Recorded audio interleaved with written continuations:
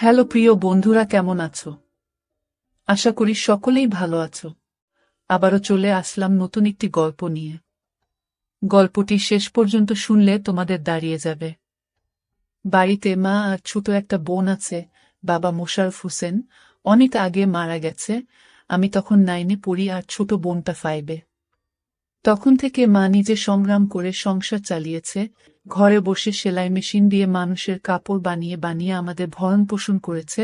কিছু চাষের জমি ছিল তাই রক্ষে। না তো আমার চাচা কাকারা যেমন হারামি এক মুঠো ভাত তুলে দেওয়ার মানুষ ছিল না। নানা নানি দাদা দাদি অনেক আগেই পটল তুলেছে। মামা মামিরা কিছুটা সহযোগিতা করেছে, তাও নাকড়ার মতো করেছে যাতে মা যা ভাগে পেত তা লিখিয়ে নিতে পারে। আমার ভোলি মা সরল মনে তা দিয়েও দিয়েছে। যা হোক, আমি কলেজে ভর্তি হয়েছি কেবলই, এমন সময় শুনলাম আর্মিতে লোক নিবে। মাকে বলে লাইনে দাঁড়িয়ে গেলাম। আমার নিজের উপর ভরসা ছিল, কারণ আমি মোটামুটি সব দিকেই ফিট। যেমন উচ্চতা তেমন বডি। মা বলে আমি আমার নানা মামাদের মতো হয়েছি, ঠিক পালোয়ান। বাবা কাকারা তো এক একটা টিনে, সব কয়টা শুধু বোদের হাড্ডি। যা হোক, ভালোই ভালোই টিকে গেলাম। বাড়িতে খুশির ঢোল বেজে উঠল, সবাই বলা বলি করল, যাক ছেলেটা কাজে লাগলো, এখন যদি সোনালির কষ্ট দূর হয়। হ্যাঁ, আমি আমার মার কষ্ট দূর করার জন্য কোনো দিকে না তাকিয়ে খেলাধুলা করার বয়সে চাকরিতে চলে গেলাম। গ্রামের বাড়ি হওয়াতে ভয়ের কিছু নেই, আশেপাশে তো কাকা চাচারা আছে। আমার বোন শারমিন আক্তার, বয়স 19, ইন্টার সেকেন্ড ইয়ারে পড়ে। বাবার মতো টিনে কাঠি। আমারই এমন মেয়ে পছন্দের না। মা সোনালী বেগম, বয়স মনে হয় 42 হবে, দারুণ দেখতে, এখনো যুবতী মেয়েদের সাথে পাল্লা দিতে পারবে। ফর্সা লাল টকটকে, মার দীঘল কালো চুল ঘন মেঘের ভেলা, এত ঘন লম্বা চুল যে তা সারা পিঠ পেয়ে কোমর ছড়িয়ে নিচে নেমে যায়। লাল টকটকে ঠোঁট আর টানা টানা চোখ, সব মিলিয়ে আমার স্বপ্নের নারী, আমার জন্মদানকারী বিধবা মা। যা চরম পাপ, যা কখনো পাওয়ার নয়। সবই জানি, সবই বুঝি, তারপরও মনের কোথায় যেন সোনালীকে নিয়ে স্বপ্নের নীড় রচনা করি। যেখানে মা নয় সে আমার সোনালী, শুধু সোনালী। আমার মনের এই গোপন চাওয়ার কথা শুধু আমি জানি। আমার সরকারি বেতনে মার রূপ যেন দিনকে দিন বেড়েই চলছে। মার গর্বে বুক সব সময় ফুলে থাকে, গ্রামে সব সময় আমার জয় জয়কার। 5 বছরে ভাঙা ঘর পাকা করেছি, এখন 4 রুমের বাড়িটা আমাদের শান্তির নীড়। এবার ছুটিতে এসেই মা বায়না শুরু করলো আমার বিয়ে দিবে। যদিও এটা অনেক আগে থেকেই চলছে, আমি শুধু বারবার এড়িয়ে যাচ্ছি। আজ এ নিয়ে মার সাথে মুখ কালাকালি হয়ে গেল। মার এক কথা, শারমিন বড় হয়েছে, বিয়ে দিতে হবে। এরই মাঝে কয়েকটা সম্বন্ধ এসেছিল, তার বিয়ে হয়ে গেলে সে একা একা কিভাবে থাকবে, হ্যান ত্যান কত কথা। আমি এসেছি শুনে ছোট মামা এলো, সারাদিন থেকে বিকেলে যাওয়ার সময় আমাদের সবাইকে নিয়ে যেতে চাইল। আমরা না যাওয়াতে জোর করে শারমিনকে নিয়ে গেল, বলল 2 দিন পর মা বেটা গিয়ে বেরিয়ে আসবে, আর শারমিনকে নিয়ে আসবে। আমাকে আর মাকে নিয়ে যাওয়ার জন্য আর কি এমনটা করল। সন্ধ্যা থেকে আকাশটা মেঘলা হয়ে আছে দেখে বাইরে গেলাম না।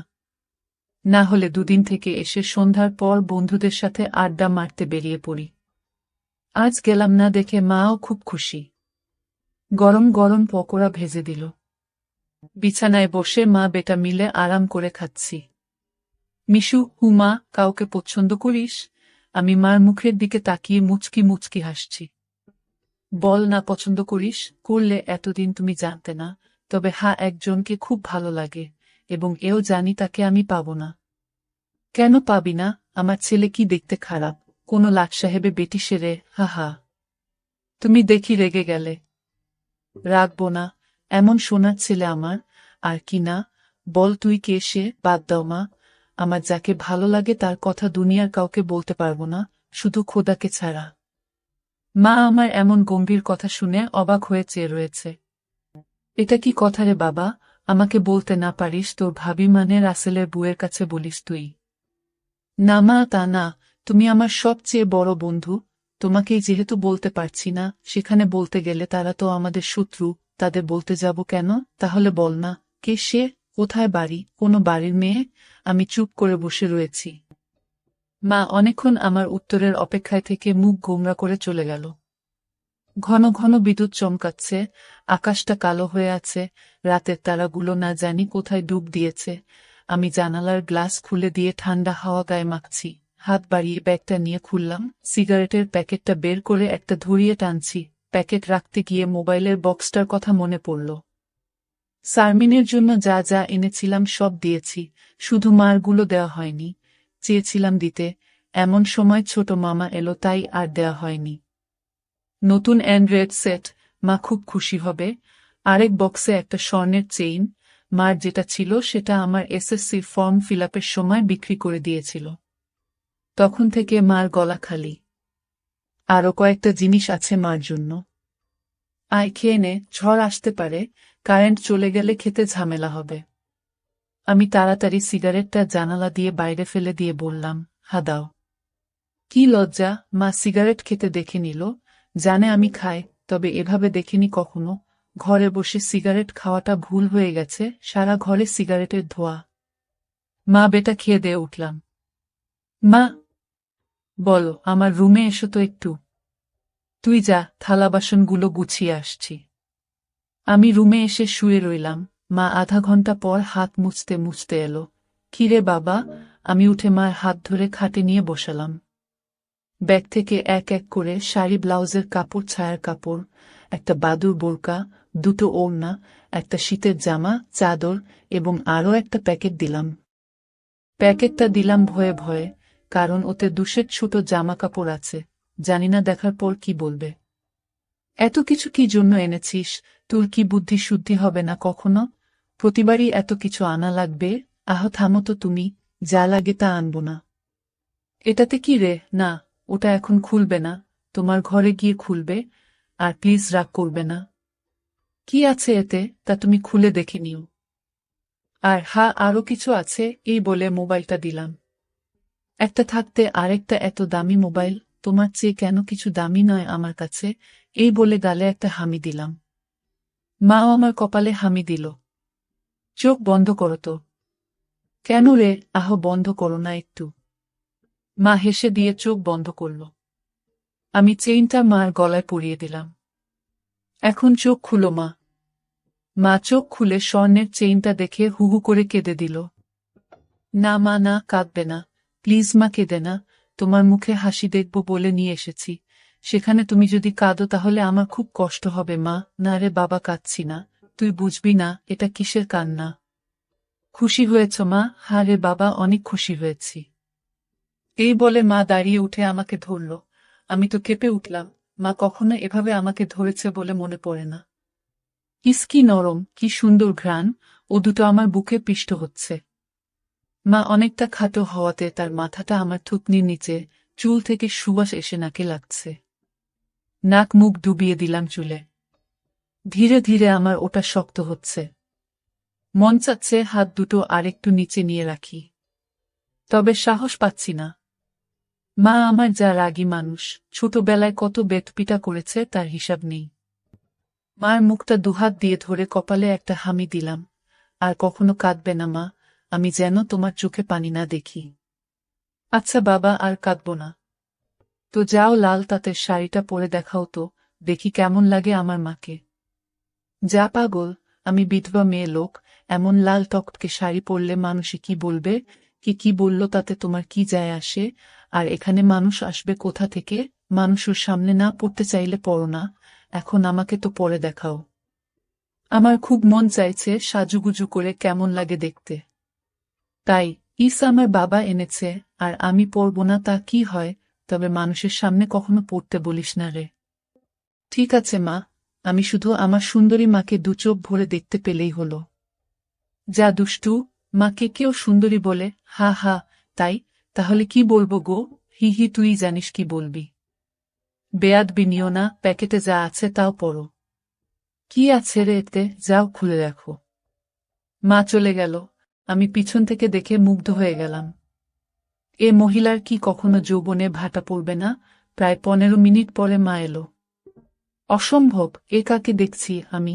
এতদিন এক পেরে শাড়িতে যে মাকে দেখেছি তার সাথে এ মহিলার কেন মিল নেয়? কি সুন্দর! অতুলনীয়, গর্জিয়াস, মার্ভেলাস, যতই উপমা দিই না কেন কম পড়ে যাবে। মা দরজার কাছে দাঁড়িয়ে আছে, আমি বিছানার পাশে হাঁ করে দাঁড়িয়ে আছি। মা ভীষণ মায়াবী করে হেসে চোখে ভ্রু উঠানামা করে জানতে চাইলে, কি কেমন? আমি ধীরে ধীরে মার সামনে গিয়ে দাঁড়ালাম। কি রে, কেমন হয়েছে? দারুণ মা, খুব সুন্দর, মনে হচ্ছে অ্যাঞ্জেল। যা দুষ্টু, মাকে এমন কমপ্লিমেন্ট দিতে হয়। আমার 10 পাস মা যে এমন কথাও বলতে পারে জানা ছিল না। সরি মা, বলে হাত ধরে বিছানায় নিয়ে বসালাম। আমি নিচে বসে মার কোলে মাথা রাখলাম। তুমি সব সময় এমন ভাবে থাকতে পারো না মা। মা আমার মাথায় চুলে হাত বুলিয়ে দিয়ে, কি পাগলের মতো বলছিস? মানুষে দেখলে কি বলবে? তাহলে বলো, আমি যে কয়দিন থাকবো সে কয়দিন এমন করে সেজে থাকবে কেন রে? আমার খুব ভালো লাগে মা। হি হি, পাগল। আচ্ছা থাকবনি। আমি মুখ উঠিয়ে মার মুখের দিকে তাকিয়ে, ওগুলো পড়েছ মা? যা শয়তান, কিছু তো শরম করো। মার জন্য কেউ এসব আনে, জানি না মা কেউ আনে কিনা, তবে বাবা থাকলে হয়তো আমিও আনতাম না। সে নেই দেখে মনে হলো আমার মার তো ভালো মন্দর খোঁজ রাখার কেউ নেই, তাই নিজেই রাখি। রাগ হয়েছ মা? না, রাগ হয়নি, কিন্তু আর আনিস না। কেন মা, পছন্দ হয়নি? নাকি সাইজে হয়নি? সব ঠিক আছে। তবে কি মা? মা লজ্জায় মুখ ঘুরিয়ে নিয়ে, তুই এনেছিস ভাবলে পড়তে শরম করে রে। আজ থেকে আমাকে ছেলে নয় বন্ধু ভাববে, তাহলে আর শরম করবে না। হবে মা আমার বন্ধু। যাহ পাগল, সমবয়সী না হলে কি বন্ধু হওয়া যায় এ যুগে? ওসব পুরনো কথা মা। তাই বলে মা ছেলে, মা ছেলে, এতেই তো ভালো, একে অপরের কাছে আসা যায়। তুই অনেক বড় হয়ে গেছিস দেখি, কি সুন্দর কথা বলছিস। তা তো অবশ্যই, কয়দিন পর তোমার ছেলে সেকেন্ড লেফটেন্যান্ট অফিসার হবে। খুব ভালো হবে রে বাবা, খুব ভালো হবে। এমন সময় বিদ্যুৎ চলে গেল। মোবাইলটা জ্বালাতো মিশু, দেখি চার্জার বাতিটা কোথায় আছে। থাক না মা, এমন কি সুন্দর তোমার কোলে শুয়ে আছি। জানো মা, পাহাড়ি এলাকায় একা একা পোস্টে ডিউটি দেওয়ার সময় এমন স্বপ্ন রোজ দেখি। প্রতিদিন মনে হয় তোমার কোলে শুয়ে একটু যদি। ঠিক আছে, এমনই থাক, তোর যত মন চাই। ধন্যবাদ মা। হি হি, পাগল। মা আজ আমার পাশে ঘুমাবে একটু? কেন রে, মন চাচ্ছে তোমাকে ধরে ঘুমাতে। ঠিক আছে, যা সদর দরজাটা বন্ধ করে ঘরগুলোতে ছিটকানি লাগিয়ে আয়। আমি উঠে লাফাতে লাফাতে চলে গেলাম। আজ আমার খুশি ধরে না, কিছু হলে হতেও পারে। এক জগ পানি নিয়ে এলাম সাথে করে। এসে দেখি মা শুয়ে পড়েছে। টেবিলে জগটা রেখে খাটের পাশে দাঁড়ালাম। মা দেয়ালের দিকে সরে গিয়ে আমাকে জায়গা করে দিল। বজ্রপাতের আলোতে মার মুখটা মায়াবী মায়াবী লাগছে। খোলা জানালার হিম বাতাসে আমার মনে ঝড় তুলছে। জানি না মার মনে কি চলছে। মনে হচ্ছে মা তার স্বামীকে পাশে শোয়ার জন্য জায়গা করে দিল। মা নতুন বউ, আমি তার স্বামী। দাঁড়িয়ে রইলি যে, শুবি না? হাসুই। মার পাশে শুয়ে পড়লাম, দুজনে মুখোমুখি। আধো অন্ধকারে দুজনে দুজনার দিকে চেয়ে আছি। ঘুমাবি না? তুমি ঘুমাও, আমার ঘুম এত তাড়াতাড়ি আসে না। তাই আয় কাছে আয়, মাথায় হাত বুলিয়ে দিচ্ছি। আমাকে আর পাই কে? একেবারে মার বুকের কাছে বুক নিয়ে গেলাম, তবে কোমরটা দূরে রাখলাম। মা একটা হাত সাইডে লম্বা করে দিল, এখানে মাথা রাখো। মা তার হাতের উপর মাথা রাখতে বলছে। আমি সহজ মনে তাই করলাম। নাকটা মার বগল থেকে 3-4 ইঞ্চি দূরে, ভালো মতো দেখতে না পেলেও বুঝতে পারছি যে এর বেশি দূরে নয়, কারণ ঘামের ঘ্রাণ পাচ্ছি। মার বগলের ঘ্রাণেই তো আমার শরীর আনচান আনচান করছে। মার বাম হাতের উপর শুয়ে আছি, মা ডান হাত দিয়ে মাথায় হাত বুলিয়ে দিচ্ছে, এতে করে আঁচল উঁচু হচ্ছে, আর যখনই বিদ্যুৎ চমকাচ্ছে তখনই ওগুলো দেখতে পাচ্ছি। নিজেকে কন্ট্রোল করা মুশকিল হয়ে পড়ছে। মিশু, কাকে পছন্দ করিস বললি না তো? শুনলে রাগ করবে মা, তাই বলা যাবে না। কেন কেন, এমন কাকে তোর মনে ধরেছে যে শুনলে রাগ করব? বাদ দাও না মা, নিজেকে তোমার কাছে ছোট করতে চাই না তোমার মনে কষ্ট দিতে। তোর কথার তো আগা মাথা কিছুই বুঝছি না। নাইবা বুঝলে মা। তোমাকে একটু ধরি। মা হিহি করে হেসে, ধর। কি সুন্দর ঘ্রাণ গো মা তোমার। যা শয়তান। আমি মার এমন আশকারা দেয়া কথায় সাহস পেয়ে তাকে চিৎ করে দিলাম। মন চাচ্ছে কোমড়াটা উপর তুলে দিতে। মুখটা উঁচু করে হামি দিয়ে বললাম, আমি তোমাকে খুব ভালোবাসি মা। মা আমার মুখটা দুহাত দিয়ে ধরে, আমিও তোকে খুব ভালোবাসি রে সোনা। আমার ভালোবাসাটা অন্যরকম মা। কেমন রে? মা ছাড়া আরো অনেক কিছু। কেমন? শুনলে রাগ করবে না তো? আহ বল না, এত পেঁচাচ্ছিস কেন? তুমি আমার ড্রিম গার্ল মা, তাই তো। কি? হ্যাঁ মা, জানি এটা শুনে আমাকে খারাপ ভাবছ, এজন্যই বলতে চাইছিলাম না। আমি তোর মা মিশু, এমনটা কিভাবে ভাবতে পারলি? জানি না মা, শুধু জানি আমি তোমাকে প্রচণ্ড ভালোবাসি, তোমাকে ছাড়া কাউকে ভাবতে পারি না। চুপ কর বেয়াদব, এমন কথা বলতে তোর মুখে বাজছে না? সরি মা, এই বলে তার উপর থেকে উঠে খাট থেকে নেমে পানি খেলাম। মাও বিছানার উপর উঠে বসেছে, বুঝতে পারছি সে অবাক হয়ে আমার দিকে তাকিয়ে আছে। জানালার ধারে গিয়ে দাঁড়ালাম, বৃষ্টি থেমে গেছে, তারপরও আকাশ কালো হয়ে আছে। চাঁদ তারা কোথায় যেন লুকিয়ে গেছে আজ। ঠিক আমার হৃদয়ের মতো চারিদিকে অন্ধকার। এমন সময় কারেন্ট এলো। ঘরটা আলোকিত হয়ে গেল। আমি জানালাটা লাগিয়ে দিলাম, পর্দা ঝুলিয়ে দিয়ে ঘুরে দাঁড়ালাম। মা বিছানার উপর হাঁটুতে মাথা দিয়ে নির্বাক বসে আছে। ফ্যানের হাওয়া মার রেশমি চুলগুলো দোলা দিচ্ছে। মনে হচ্ছে নববধূ বসে আছে। মা মুখ তুলে আমাকে তার দিকে এক মনে তাকিয়ে থাকতে দেখে, এখনে আয়। আমি মার কাছে গেলাম। বস। বসলাম। মা আমার পিঠে হাত বুলিয়ে দিয়ে বলে, এমনটা হয় না বাবা, আমার লক্ষ্মী সোনা ছেলে, আমি কিছু মনে করিনি।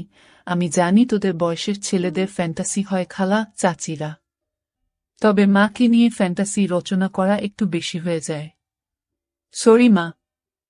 আমার ভোলি ভালি মা যে এতটা বুঝে, এতটা পোক্ত আমার জানাই ছিল না, এত অনেক শেয়ানা।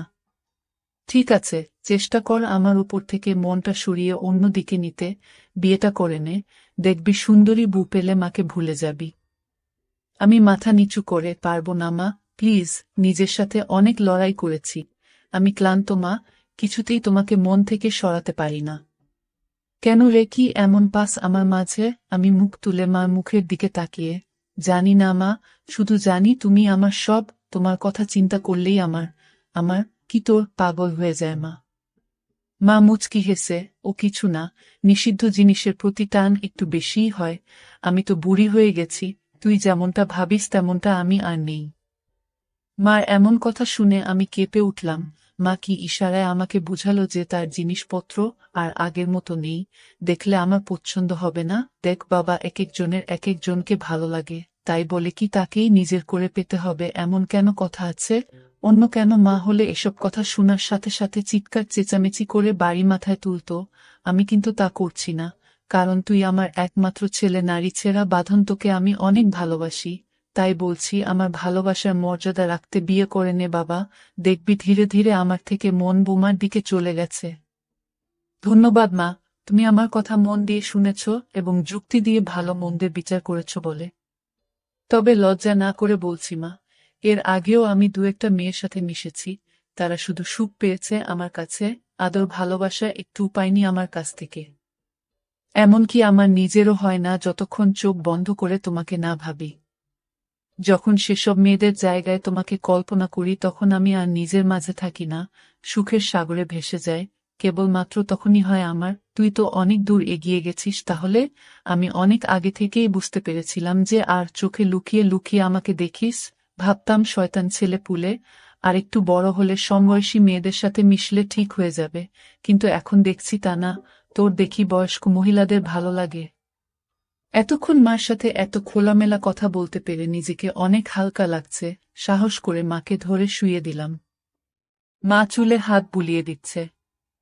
আমি তাহলে কি করব মা, সেটাই তো ভাবছি। যেটাই ভাবো মা, আমার মতো পরিবর্তন হবে না। মানে কি? মানেটা তুমি ভালো করেই জানো।